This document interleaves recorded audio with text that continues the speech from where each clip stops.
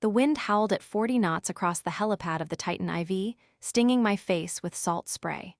Brock Green, the new director in his pristine suit, had just handed me my termination papers, laughing that hammer girls like me were obsolete relics. He didn't know the subsea struts were fracturing beneath us. As the chopper lifted me away, I knew the storm was coming, and I was the only one with the code to save them. You don't hear the ocean when you've been on a rig for 6 weeks straight. You feel it. It becomes a rhythm in your bones, a constant, low-frequency thrum that tells you the steel beast you're standing on is holding its ground against the Atlantic. But that Tuesday at 05:30 a.m., the rhythm was wrong. I woke up before my alarm, my heart hammering against my ribs. I lay in my narrow bunk, staring at the condensation dripping from the metal ceiling, listening. To anyone else, the Titan IV sounded normal, the clanking of chains, the hiss of hydraulics, the shouting of the roughnecks on the drill floor. But I had been a subsea structural welder for 22 years. I knew the song of this rig better than I knew my own mother's voice. And right now, the rig was singing off-key. There was a shudder. Not the usual sway from a rogue wave, but a sharp, metallic ping that reverberated through the hull plates, followed by a vibration that felt like a shiver running up a spine. I rolled out of my bunk, my feet hitting the cold linoleum. My knees popped, a reminder that I was 45, not 25, but I moved with the speed of a rookie. I pulled on my fire-retardant coveralls, the heavy orange fabric smelling of grease and ozone, and laced up my steel-toed boots. Cora!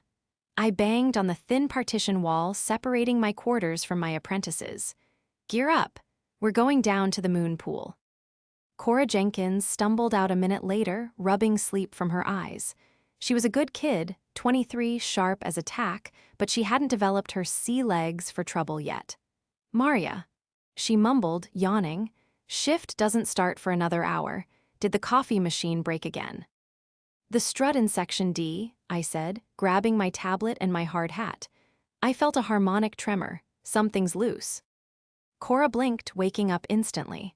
Section D, that's 60 feet down. The sensors are green, Maria.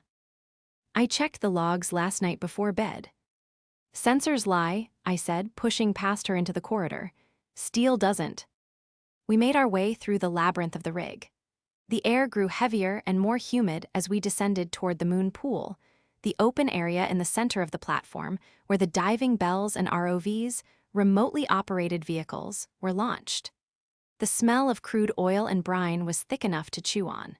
When we reached the control deck for the subsea cameras, Kenji Sato was already there, staring at a bank of monitors with a frown. Kenji was the rig foreman, a man who had survived 2 rig fires and a divorce, and nothing usually rattled him. But today, he looked pale under the fluorescent lights. "Morning, Maria," Kenji said, not looking away from the screen. "Tell me I'm crazy. Tell me the gyroscope is just glitching." I walked over and leaned over his shoulder. On the screen, a grainy black and white feed showed the massive underwater support leg of the platform, coated in barnacles and seaweed, fading into the dark abyss. "Zoom in on the secondary weld at 40 meters, I commanded. Kenji's fingers flew across the console. The camera whirred and refocused. There it was. It was hairline thin, barely visible unless you knew exactly where to look. A crack, and it was breathing. Every time the ocean's swell hit the leg, the crack opened a fraction of a millimeter, puffing out a tiny cloud of rust. "That's a Class 4 fatigue fracture," I whispered, the blood draining from my face. "Kenji, look at the oscillation. It's vibrating at 42 hertz. That's the resonant frequency of the main stabilizer." Cora gasped, "If that snaps." "If that snaps," I finished for her, "the whole platform tilts into the drink within 20 minutes. "I have to call the director," Kenji said, reaching for the red phone on the wall. "Don't bother," a voice boomed from the doorway. "I'm already here." I turned around. Standing there, holding a lukewarm latte and wearing a suit that cost more than my annual salary, was Brock Green. He looked like he'd stepped out of a GQ magazine, not a helicopter. He was smiling, but it wasn't a nice smile.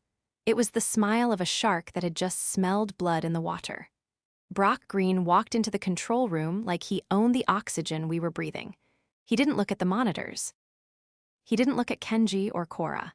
He looked directly at me, his eyes sliding over my grease-stained coveralls with open disdain. "Mr. Green," Kenji started, his voice trembling slightly. "We have a situation. Maria has identified a critical structural anomaly in Section D. We need to shut down the drill immediately and initialize emergency protocols." Brock took a slow sip of his latte, making a show of savoring it. "Structural anomaly? You mean a crack, Kenji? Rigs have cracks. It's metal in salt water. It happens." "Not like this," I stepped forward, my voice hard.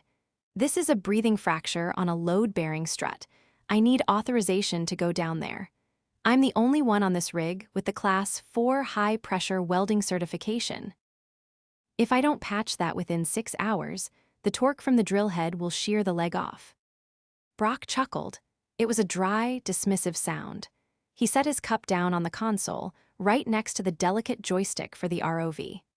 "Maria Hill," he said, reading my name off my badge as if he'd never met me, even though I'd been the lead engineer here for 5 years. "I've been reviewing the payroll since I took over regional operations last week. You are incredibly expensive, Maria." "I keep this rig from sinking," I shot back. "That costs money." "See, that's where we disagree," Brock said, leaning against the console and crossing his arms. "I have a report here from an external consultancy firm.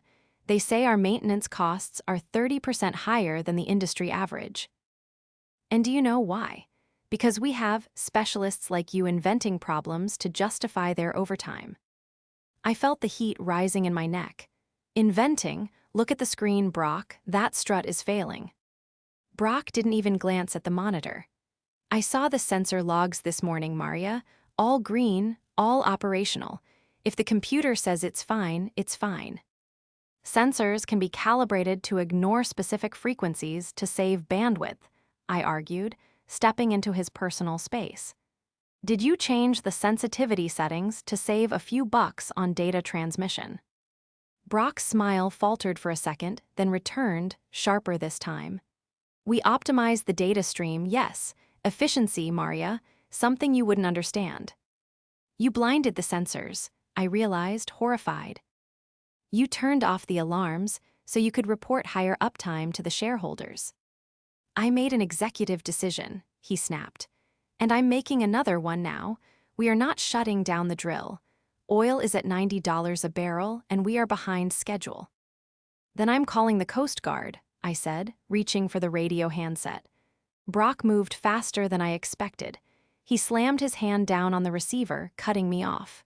"You do that," he hissed, his face inches from mine, smelling of expensive cologne and stale coffee, "and you'll be blacklisted from every rig in the hemisphere. I'll sue you for corporate sabotage." "I don't care," I said, staring him down. "People will die." He laughed again, stepping back and straightening his tie. "You're dramatic. That's the problem with you. Older employees, you get emotional, you lose perspective." He reached into his jacket pocket and pulled out a folded envelope. "Actually, this works out perfectly," he said. "Maria Hill, your contract is terminated, effective immediately. Cause, insubordination and creating a hostile work environment." Cora gasped behind me. "You can't do that. She's the only one who can fix the weld." Brock turned his sneer on Cora. "And you, quiet down or you'll join her." He looked back at me. "Pack your things. The supply chopper leaves in 45 minutes. You're on it." "You're making a mistake," I said, my voice deadly calm. "That leg will not hold." "Get off my rig," Brock said, waving his hand dismissively. "Go home and knit something. Honestly, hammer girls are a joke. We have automated welding bots now. We don't need you." I looked at Kenji. He looked down at his shoes, unable to meet my eyes. He had a mortgage and 3 kids in college. I couldn't blame him, but it stung. "Fine," I said. I grabbed my tablet. "But when this thing starts to tilt, don't say I didn't warn you." "Goodbye, Maria," Brock said, turning his back to me to look at the drill stats. "Don't steal any towels on your way out." The walk back to my quarters was a blur of adrenaline and fury. I didn't pack everything. I threw my essentials into a duffel bag, my logbooks, my personal tools, a photo of my son. I left the company-issued gear on the bed. I wouldn't need it where I was going. Cora was waiting for me by the helipad door, tears in her eyes. The wind was whipping her hair around her face. "Take this," I shouted over the roar of the incoming Sikorsky S-92 helicopter. I pressed a USB drive into her hand. "What is it?" She yelled back. "It's the raw data from the last 3 months," I said. "Not the filtered stuff Brock sees, the raw harmonic logs. Hide it. Do not let him see it. If things get bad, you get to the lifeboats, you understand me. Don't try to be a hero." "I can't believe he fired you," she sobbed. "What are we going to do?" "You're going to keep your head down," I said, gripping her shoulder hard. "And you're going to wait for my signal." "Your signal?" I didn't answer. The chopper had landed, and the crew chief was waving me over. I hugged Cora briefly, feeling her tremble, then turned and ran toward the aircraft. Climbing into the cabin felt like stepping into a hearse. I buckled myself into the 4-point harness, the interior smelling of aviation fuel and worn leather. There were 2 other passengers, roughnecks going home for rotation, but I didn't speak to them. I put on my noise-canceling headset and stared out the window. As the chopper lifted, the Titan IV shrank beneath us. From up here, it looked fragile, a spider of steel perched on an infinite expanse of hostile blue water. I saw the flare boom burning bright orange against the gray sky. They were still drilling. Brock was pushing the equipment to 110% capacity, ignoring the fracture breathing 60 feet below the surface. My phone vibrated in my pocket. I pulled it out. It was a text from Kenji.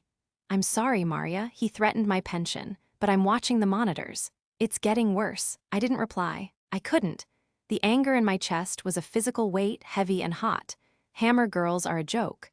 The words replayed in my mind like a broken record. He thought I was just a woman with a welding torch. He thought he could replace 20 years of instinct with a spreadsheet and a welding bot. He didn't know about the black box. I reached into the inner pocket of my jacket and touched the cold metal of a second, encrypted hard drive. Every senior engineer has a secret. Mine was that I didn't trust the company's servers. For 5 years, I had been mirroring the structural integrity data to a private, localized cloud node I'd installed in the server room, a node Brock didn't have the password for. He had fired me. He had humiliated me. But as the coastline appeared on the horizon, a grim smile touched my lips. By firing me before the accident, he thought he was getting rid of a problem. But what he had actually done was remove the only person who could have shielded him from the fallout. He had just signed his own death warrant, and he didn't even know it yet. I looked at the phone again. I scrolled past Kenji's name and found a contact I hadn't called in 3 years. Captain Christopher, Maritime Safety Admin. I didn't press call yet. I needed to be on solid ground. I needed to be angry. And I needed to watch the weather report. Because looking out the window, the clouds in the east were turning a bruised, angry purple. A real storm was coming, and Brock Green had just kicked off the captain of his sinking ship. The chopper touched down at the Aberdeen heliport under a sky the color of a day-old bruise. The wind was picking up, whipping rain sideways against the tarmac. While the other roughnecks grabbed their gear and hurried toward the terminal, eager for a pint and a warm bed, I didn't move. I sat on my duffel bag under the overhang of the hangar, pulled out my laptop, and connected to the base Wi-Fi. My hands were shaking, not from the cold, but from rage. Hammer girls are a joke. Brock's smug face burned in my mind. He thought he'd fired an old woman with a welding torch. He didn't realize he'd just unleashed a forensic engineer with a vendetta. I opened a secure terminal window. The command prompt blinked green against the black screen. Accessing node, Titan IV local mirror. Most people assumed the rig's data went straight to corporate HQ in Houston, and it did, the sanitized version. The version where safety margins were optimized and sensor readings were averaged out to look clean. But 5 years ago, after a near miss with a rogue wave, I'd installed a secondary, hardwired data logger directly onto the main server rack. It was a simple Raspberry Pi unit disguised as a cooling fan controller. It didn't transmit, it just listened. And it mirrored everything raw, unfiltered sensor data to a partitioned slice of the rig's local backup drive. I typed in my encryption key, weld deep 44. The screen flooded with data streams. My heart rate spiked. 08:15 a.m. main strut D vibration, 48 Hz, critical 08:20 a.m. microfracture propagation, plus tomb 08:30 a.m. automated welding bot status. Error surface 2 unstable for adhesion. You idiot, I whispered, staring at the screen. Brock had tried to use the automated bots, but bots need a stable surface to weld. With the strut vibrating like a guitar string, the bots were just spitting molten metal into the ocean. Then I saw it. The smoking gun. 09:00 a.m. User. B-Green Overridden Safety Protocol 77 Alpha. Manual suppression of audible alarms authorized. He had turned off the alarms. He had manually silenced the system that would have screamed at the crew to evacuate. He wasn't just negligent, he was actively hiding the danger to keep drilling. I downloaded everything. The logs, the override commands, the failed bot reports, I had it all. My phone buzzed. It was a text from Cora. Maria, it's bad. The floor is shaking. Kenji is arguing with Brock in the office. Brock is screaming about profit margins. I'm scared. I typed back, get to the lifeboats, Cora. Now, don't ask permission, just go. I closed the laptop. I had the evidence. Now I needed the cavalry. I found a quiet corner in the terminal cafe, away from the clatter of dishes and the drone of the TV news. I took a deep breath and dialed the number. Maritime Safety Administration, Northern Division. How may I direct your call? Extension 404, I said, my voice steady. Captain Christopher's direct line. I'm sorry, the captain is in a briefing with the Coast Guard. Can I take a mess? Tell him it's Maria Hill, I interrupted. Tell him the Titan IV is about to break in half, and I have the data to prove it. Tell him I'm calling in the favor from the North Sea diving incident in '98. There was a pause, a long one, then a click, and the hold music stopped abruptly. Maria. A deep, gravelly voice came on the line. Is that you? My God, it's been 3 years. Captain Christopher hadn't changed. He sounded just as gruff and authoritative as the day I'd hauled him out of a diving bell that had lost pressure at 300 feet. He owed me his life, and he knew it. Chris, I don't have time for pleasantries, I said, cutting straight to the point. I just got fired from the Titan IV. The new director, Brock Green, is ignoring a Class 4 fatigue fracture on the main stabilizer strut. Ignoring it? Christopher's tone shifted from surprise to professional alarm. You mean delaying repair? I mean he silenced the alarms and is running the drill at 110% capacity in a C State 6, I said. He's trying to weld it with bots, but the vibration is too high. The leg is going to shear, Chris. I have the raw logs. He overrode the safety protocols an hour ago. Jesus, Christopher breathed. I could hear him moving, papers rustling, a chair scraping back. Send me the data. Now. Sending, I said, hitting the enter key on my laptop. You'll see the vibration harmonics. You'll see his login credentials authorizing the override. He's going to kill everyone on that rig. I'm looking at it. There was silence on the line for 10 agonizing seconds. Then, a low curse. This is insane. The stress loads are off the chart. Why aren't they evacuating? Because he thinks I'm an hysterical old woman, I said bitterly. And because oil is at $90 a barrel. Maria, listen to me, Christopher said, his voice hard as steel. I'm issuing a level 5 emergency stop order. I'm grounding all transport to and from that sector, except for rescue assets. I'm freezing the company's operating license effective immediately. It might be too late for a stop order, I said, looking out the window at the darkening sky. You need to send the choppers, Chris. Send them now. Don't wait for the paperwork. I'm scrambling the SAR, search and rescue, teams from Aberdeen and Stavanger, Christopher promised. But Maria, if this is a false alarm. It's not, I said. You know me, I don't panic. I know, he said softly. You're the best welder I ever met. Stay on the line. I'm patching you through to the Rescue Coordination Center. We might need your knowledge of the rig's layout. I'm here, I said. I'm not going anywhere. While I was on the line with Christopher, the storm outside the terminal broke in earnest. Rain lashed against the glass like shrapnel. I watched the weather radar on the TV screen in the corner.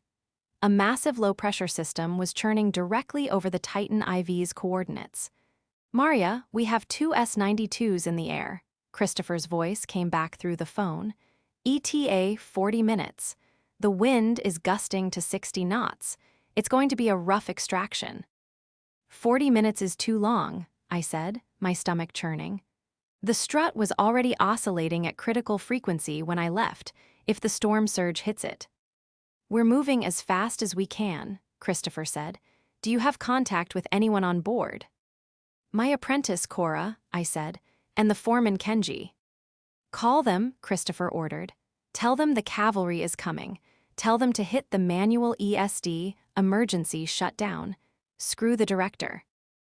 If he tries to stop them, tell them they have federal authorization." I hung up and dialed Cora. No answer. Straight to voicemail. I dialed Kenji. It rang 4 times, then clicked over. "Yeah." Kenji's voice was breathless, panicked. I could hear shouting in the background and the scream of twisting metal. "Kenji, it's Maria," I shouted. "Listen to me. The Coast Guard is en route. Christopher issued a stop order. You have to hit the ESD. Now." "I can't," Kenji yelled. "Brock locked the control room. He changed the passcodes. He's in there with 2 security guards. He says we're fine." "He locked you out." I felt a cold dread wash over me. "Kenji, where are you?" "I'm in the galley with the crew. The rig is tilting, Maria. We're listing 5 degrees to port. The coffee cups are sliding off the tables." 5 degrees. I closed my eyes. It was happening. "Kenji, forget the control room. Get to the lifeboats. Muster everyone at Station 3. It's the highest point on the port side. If the strut goes, the starboard side will dip first." Brock is on the PA system telling everyone to stay at their stations. Kenji screamed. "He says it's just turbulence." "He's lying," I roared. "Get them out, Kenji. Break the glass on the fire alarm if you have to. Create a panic. Just get them to the boats." Okay, Kenji was panting. "I'm going, Maria, if we don't make it." "You will make it," I said fiercely. "I am not letting that suit kill you. Go." The line went dead. I stared at the phone, my hand shaking uncontrollably. 5 degrees. The rig was already dying, and Brock Green was locked in his ivory tower, watching his profit margins while the ocean swallowed the foundation beneath him. "Christopher," I said, switching back to the other line. "They're listing 5 degrees port. The director has locked the crew out of the control room." "Understood," Christopher said, his voice grim. "I'm upgrading this to a mass casualty event. We're launching the fast response cutters. Maria, pray for them." I didn't pray. I opened my laptop again. I still had the remote link to the mirror node. If Brock had locked the control room, he thought he was safe. But he didn't know I had a backdoor into the rig's PA system via the server room maintenance channel. I couldn't stop the tilt. I couldn't weld the crack from here. But I could do one thing. I could speak to him, and I could make sure the whole rig heard it. The connection was tenuous, bouncing off a satellite link that was being battered by 50-knot winds. My laptop screen flickered, the remote terminal struggling to maintain a handshake with the rig's internal network. "Come on," I hissed, my fingers flying. "Don't die on me now." The PA override command executed. A burst of static filled the line, then silence. It was deafening. No alarms, no chatter, just the low hum of the connection. "This is Maria Hill," I said into the microphone, my voice steady despite the chaos in my head. "Speaking directly to the Titan IV control room. Brock, I know you can hear me." The silence stretched, then a crackle. "Maria." Brock's voice was tinny, distorted by the poor signal. He sounded breathless, angry. "How the hell? You're fired. Get off this frequency. This is a secure channel." "It's not secure anymore, Brock," I said, my voice echoing through every speaker on the rig in the galley, the bunk rooms, the drill floor, and right inside his locked sanctuary. "I'm broadcasting this to the Coast Guard, the Maritime Safety Administration, and every vessel within 50 miles. You have a Class 4 fatigue failure on the main strut. You are listing 5 degrees to port. Evacuate the rig." "We are fine." Brock shouted, his voice cracking. It's just heavy weather. The sensors are green. You're just trying to scare people because I fired you. I'm trying to save your life, you arrogant fool. I roared. Look out the window, Brock. The horizon isn't level anymore. The coffee on your desk is sliding. The sensors are green because you disabled the alarms. That's a lie, he screamed. Security, find out how she's doing this. Cut the power to the comms room. You can cut the power, I said, but you can't stop the physics. The Coast Guard is en route. Captain Christopher has issued a Level 5 emergency stop order. If you don't hit the ESD now, you will go down with this rig. There was a pause, a terrible, heavy silence. I can't stop the drill, Brock whispered, his voice suddenly small. If I stop the drill, the pressure kick will blow the blowout preventer. We're too deep. Then vent the riser, I shouted. Release the pressure, dump the mud, who cares about the spill? Save the people. The shareholders, Brock stammered, the quarterly report. Forget the shareholders, I yelled. The rig is dying, Brock, get out of there. The line went dead. My phone rang instantly. It was Captain Christopher. Maria, we lost telemetry, he said, his voice tense. The transponder signal just cut out. The rig, it's gone dark. Did they sink? I whispered, my heart stopping. No, Christopher said quickly. The beacon is still pinging, but the data link is severed. That means the main generator just tripped offline. They're running on emergency batteries now. That means the tilt is worse, I said, pacing the small cafe area. The fuel pumps for the generators are gravity-fed. If the list goes past 8 degrees, they starve. The rig is dead in the water. And the pumps for the ballast tanks? Christopher asked. Electric, I said, feeling sick. If the main power is gone, they can't correct the list. They're drifting. My phone buzzed again. A text from Cora. Maria, power is out. Emergency lights only, we're at the lifeboats. Kenji got the port side crew out, but the starboard boats are jammed. The angle is too steep. I typed back furiously, use the escape chutes. The vertical slides, don't wait for the boats. They're deployed. Cora replied. But the wind is blowing them back against the hull. It's dangerous. I closed my eyes, picturing it. The Titan IV, a behemoth of steel and fire, now a dark, tilting tomb in the middle of a raging ocean. The waves would be smashing against the lower decks, tearing away walkways and piping. The escape chutes, long mesh tubes that allowed crew to slide down to life rafts, would be whipping around like windsocks in a hurricane. Christopher, I said into the phone, the starboard boats are useless. They need a winch extraction. How far are the choppers? 12 minutes, Christopher said. Hold on, I'm getting a report from a supply vessel nearby, the Maersk Helper. They say the rig is listing heavily, maybe 15 degrees.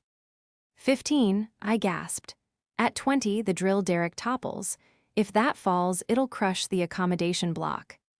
I know, Christopher said grimly. We're diverting a heavy-lift helicopter from the Shetlands, but Maria, they need to stabilize that rig. Is there any way, any manual override? Not without power, I said, unless. I stopped. There was one way, a desperate, dangerous way. The ballast valves, I said.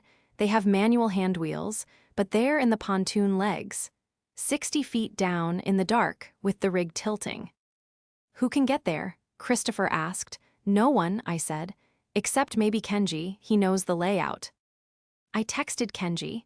Kenji, manual ballast control. Pontoon 4, open the flood valves. Counterflood the starboard tanks. It's the only way to buy time. A minute passed. 2, then 3, my phone rang. It wasn't Kenji. It was a number I didn't recognize. Hello, I answered. Ms. Hill. A man's voice, shouting over the roar of wind. This is First Officer Davids on the Maersk Helper. We're alongside the Titan. It looks bad. We're picking up people from the water, but the rig is. It's groaning, Ms. Hill, like it's screaming. Is the derrick still standing? I asked. Barely, Davids shouted. It's leaning hard. Wait, I see someone on the deck. Someone is running toward the pontoon hatch. Is it Kenji? I asked, gripping the table. I can't tell, David said. They're wearing a yellow vest, foreman stripes. Go, Kenji, I whispered. Go. The next 10 minutes were the longest of my life. I sat there, staring at the gray rain, listening to the static on the phone and the updates from Christopher. Choppers are on scene, Christopher reported. They're winching people off the helipad. It's chaotic. The rig is still listing, but wait. The rate of tilt seems to be slowing. He did it, I breathed. Kenji opened the valves. It's stabilizing, Christopher confirmed. Listing 18 degrees, but holding. The derrick is still up. They're getting the last of the crew off. I slumped back in my chair, tears streaming down my face. Kenji had done it. He'd gone down into the belly of the beast and saved them all. Then my laptop chimed. A new audio file had been uploaded to the mirror drive. Source: Director's Office Voice Memo 09:42 a.m. I clicked play. It was Brock. The recording was filled with the sound of alarms, the mechanical backup alarms that ran on batteries. He was breathing hard, panicked, almost sobbing. "This is Brock Green," his voice shook. "If anyone finds this, I didn't know, I swear I didn't know." The sensors, they said it was fine. Maria Hill, she sabotaged it. Yes, that's it. She changed the data. She wanted revenge because I fired her. It's her fault. I'm the victim here. I followed protocol. There was a crash like a chair being thrown. Why won't the chopper come back? He screamed. I'm the director. I have priority. Get me off this thing. Then silence, and the sound of a door being forced open. Mr. Green, a voice said. It was Kenji. He sounded exhausted, wet, and furious. The last boat is leaving. Get your ass in gear. You, Brock shrieked. You're supposed to be in the pontoon. Why aren't you fixing this? I just did, Kenji said, his voice cold. I saved your rig. Now move, or I'll throw you overboard myself. The recording ended. I sat there, stunned. Brock had spent his final moments on the rig trying to frame me. He was so consumed by his own ego that he couldn't even see the hand reaching out to save him. Maria, Christopher's voice broke through my thoughts. We have confirmation. All crew accounted for. Kenji Sato is on the lead chopper. Brock Green is with him. They're heading your way. They're safe, I whispered. They're safe, Christopher agreed. And Maria, the Coast Guard boarded the rig to secure the wellhead. They found your laptop in the server room, the one with the mirror drive. Good, I said, a dark smile forming. Keep it safe. It has everything. Oh, we will, Christopher said. We're going to need it for the inquiry. And Maria, I hope you have a good lawyer. Not for you. For the company. I don't need a lawyer, I said, looking at the file on my screen. I have the truth. The first rescue helicopter, a massive red and white Sikorsky, touched down at Aberdeen 40 minutes later. The wind was still howling, but the worst of the squall had passed. I stood by the hangar doors, wrapped in a blanket the paramedics had given me, watching as the exhausted crew of the Titan IV stumbled onto the tarmac. Kenji was the first off, his face streaked with grease and exhaustion. When he saw me, he didn't say a word. He just walked over and pulled me into a bone-crushing hug. You crazy woman, he rasped into my ear. You saved us. You saved yourselves, I said, pulling back to look at him. Opening those ballast valves manually, that was suicide. Better than drowning, Kenji said with a tired grin, then his expression hardened. He's here. Brock Green emerged from the helicopter last. He looked like a drowned rat in a ruined Italian suit. His hair was plastered to his skull, his tie was gone, and he was shivering violently. But the moment he saw me, the arrogance came rushing back like a tide. He stormed over, flanked by two bewildered paramedics. You! He shrieked, pointing a shaking finger at me. You did this. You sabotaged the sensors. You hacked the system. I didn't flinch, I just stared at him. I didn't hack anything, Brock, I backed it up. Liar, he screamed, attracting the attention of the police officers who had just arrived. Arrest her. She threatened me. She compromised the rig's safety protocols.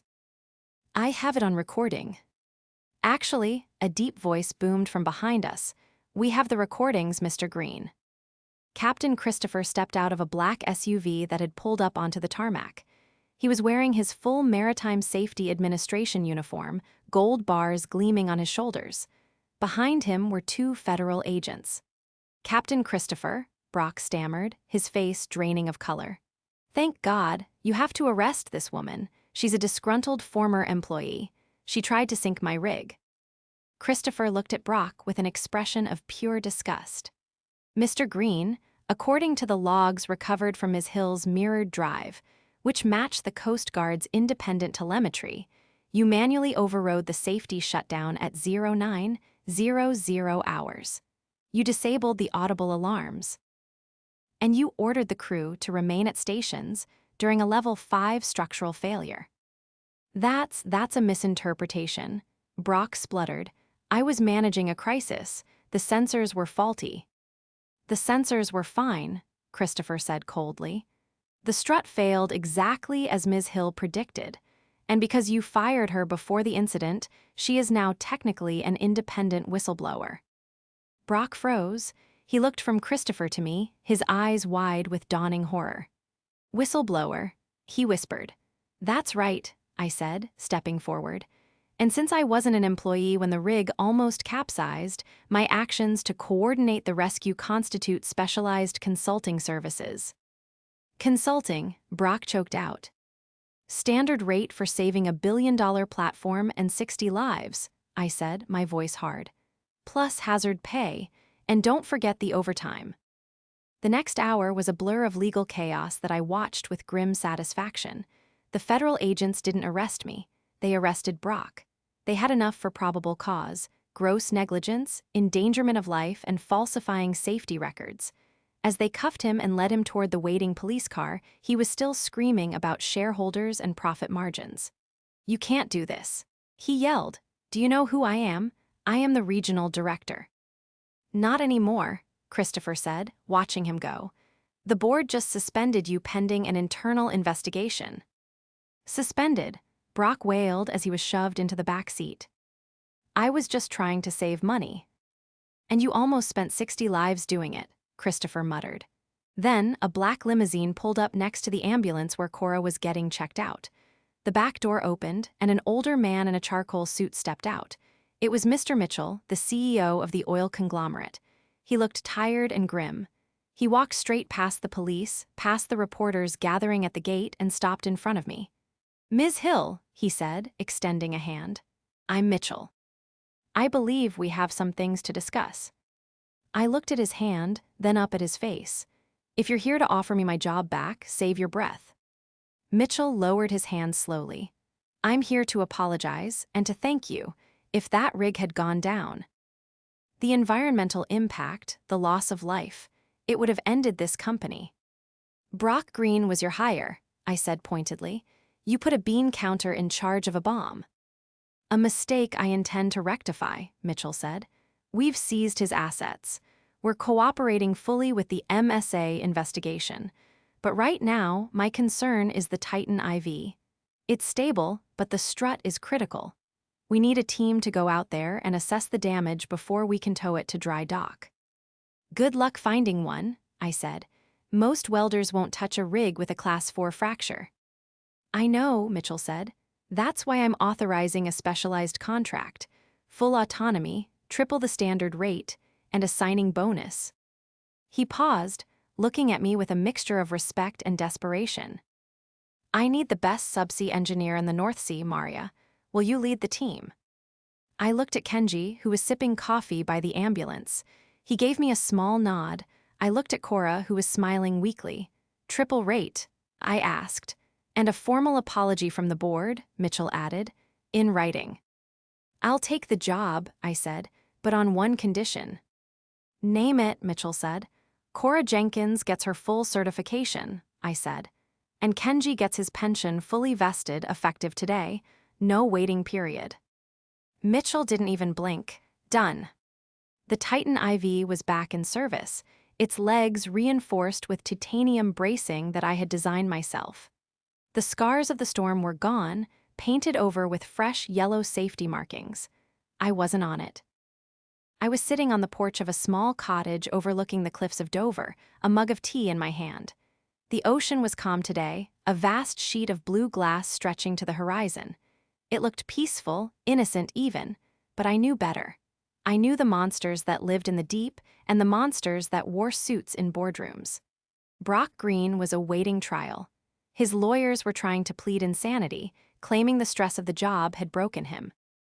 The recordings from my black box made sure that defense wouldn't hold water. He was looking at 10 to 15 years for criminal negligence. Mr. Mitchell had kept his word. The check he wrote me was enough to retire uncomfortably. I had set up a scholarship fund for young female engineers, the Hammer Girls Grant. Cora was now a junior lead on the Titan V, terrorizing the new apprentices with strict adherence to safety protocols. Kenji had retired to grow bonsai trees in Kyoto. I took a sip of tea and looked at the camera. You know, they called us Hammer Girls. They thought it was an insult. They thought we were just blunt instruments, good for banging on metal, but not for understanding the big picture of business. But here's the thing about hammers: they build and they break. It just depends on who's holding the handle. I spent 20 years listening to that rig. I knew its heartbeat. Brock Green spent 2 weeks looking at spreadsheets. He thought he could optimize reality. He thought safety was a line item he could cut to boost his quarterly bonus. The mistake I made wasn't speaking up. It was thinking that speaking up once was enough. I trusted the system to protect me, even when the person running the system was corrupt. Here's what I learned: documentation is your shield and data is your sword. If you're in a situation where your gut tells you something is wrong, whether it's a dangerous job site, a shady boss, or a bad relationship, don't just hope it gets better. Record everything. Keep a log. Save the emails. Take the photos. Because when the storm comes, and it always does, the person with the proof is the person left standing. And never, ever let anyone tell you that your experience is obsolete. New technology is great, but it doesn't have instincts. It doesn't have a conscience. And it certainly doesn't know when to be afraid. Brock Green found that out the hard way. He tried to sink me. Instead, he just gave me the best consulting gig of my life.